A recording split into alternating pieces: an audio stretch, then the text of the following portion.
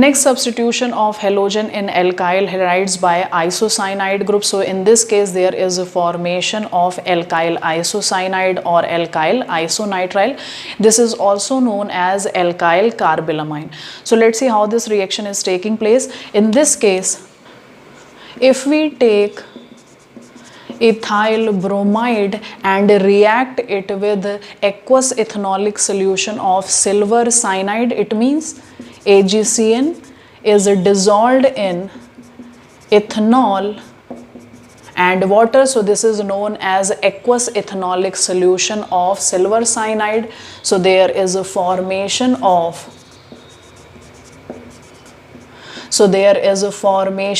ethyl isocyanide is taking place and removal of AgBr. So in this case there is a formation of isocyanide is taking place, not cyanide as in the case of alcoholic KCN. Similarly, in the case of methyl iodide, when react with aqueous ethanolic solution of AgCN, so there is a formation of methyl isocyanide is taking place and removal of AgBi. When this methyl isocyanide is reduced by using Mendius reagent, so in this case, so in the presence of methyl isocyanide which is formed in the above reaction, when this is undergoing reduction in the presence of sodium ethanol, this reaction is known as Mendius reduction. So there is a formation of 2-degree amine is taking place, not 1 degree as in the case of alcoholic potassium cyanide, because in the presence of silver cyanide there is a formation of isocyanide is taking place, and on reduction of this isocyanide there is formation of 2-degree amine, not 1 degree. So this can be explained on the basis of resonance. This cyanide ion is existing in 2 resonating structure. Example, this is first canonical structure. Second canonical structure will be formed when this bond will be shifted towards nitrogen, due to which now the negative charge is coming on nitrogen and one lone pair is only left on the carbon. So there are 2 canonical structure which are formed by this cyanide ion. So in this case the negative charge on the carbon, so this will form cyanide, whereas when the negative charge is on the nitrogen, this will form isocyanide. Because of that, this cyanide group, this cyanide ion is behaving as a ambidentate ligand. It means it is having 2 sites for the attack. One site is carbon and second site is nitrogen.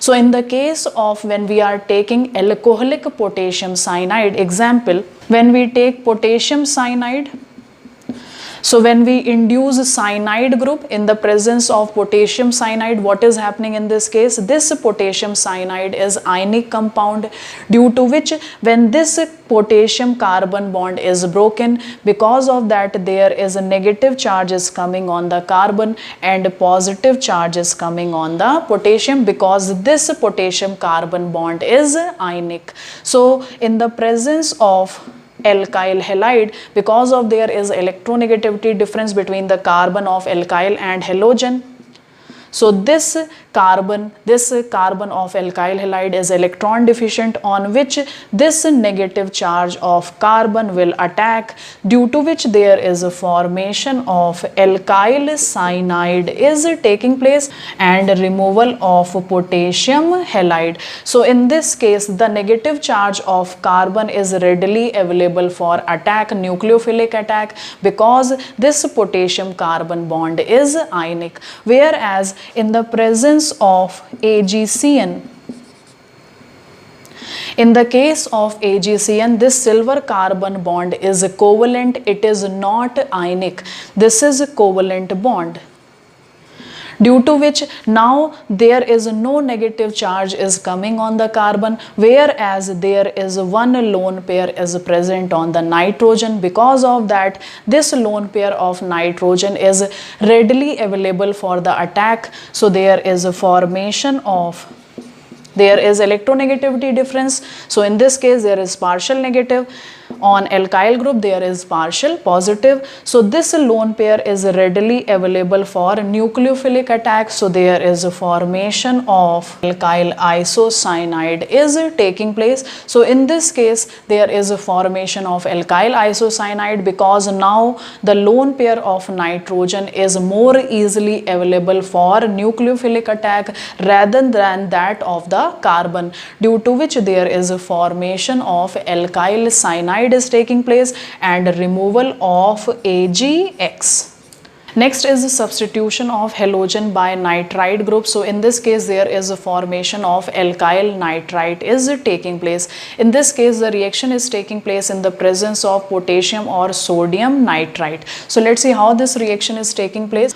Ethyl bromide and react it with potassium nitrite, in which potassium is having positive charge because this potassium oxygen bond is ionic, so there is a negative charge is coming on the oxygen, and in this case carbon is having partial positive and bromine is having partial negative charge. So by heating there is a formation of CH3, CH2O and double bond O, which is ethyl nitrite, because this negative part will attack on the electron deficient carbon of alkyl group. So there is a formation of ethyl nitrite and removal of KBr. Next, substitution of halogen by nitro group. In this case we are using silver nitrite, so there is a formation of nitroalkane is taking place. So let's see this reaction. In this case, in the presence of ethyl bromide, if we take ethyl bromide and react it with silver nitrite, so there is a formation of nitroalkane is taking place. So in this case CH3, CH2 N double bond O, coordinate bond O, this is nitroalkane, and removal of AgBr will takes place. In this case this nitrogen oxygen bond is known as coordinate bond, which is combination of two bonds, one is ionic and other is covalent. So when the ionic bond of nitrogen oxygen is broken, then covalent bond will remain intact, whereas the positive charge is coming on the nitrogen and oxygen will acquire negative charge. So when the ionic bond of this coordinate bond is broken, so there is a formation of negative charge will come on oxygen and positive charge is coming on the nitrogen, whereas the covalent bond will remain intact.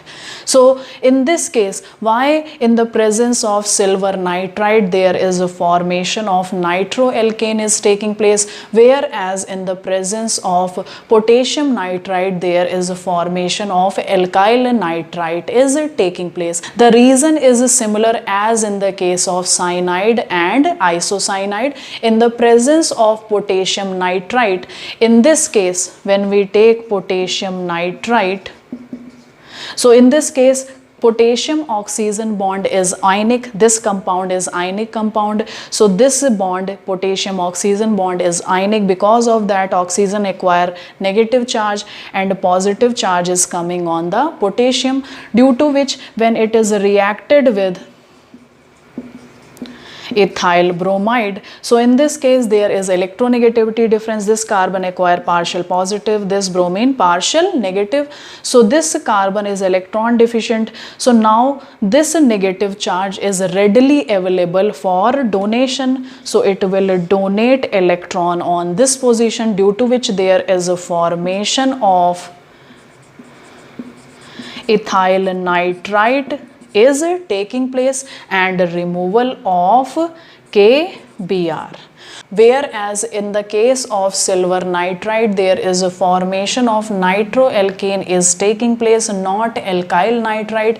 It is because this silver oxygen bond is covalent, it is not ionic. So in this case, in the presence of silver nitrite, this silver oxygen bond is covalent. So in this case, when it is reacted with alkyl halide, so there is electronegativity difference. Halogen will be having partial negative charge and this alkyl carbon is having partial positive charge. So in this case, this bond is covalent. So now the electron which is readily available for donation is nitrogen's lone pair. So this nitrogen will donate its lone pair, due to which this bond will be shifted towards oxygen. So there is a formation of nitroalkane is taking place and removal of AgBr.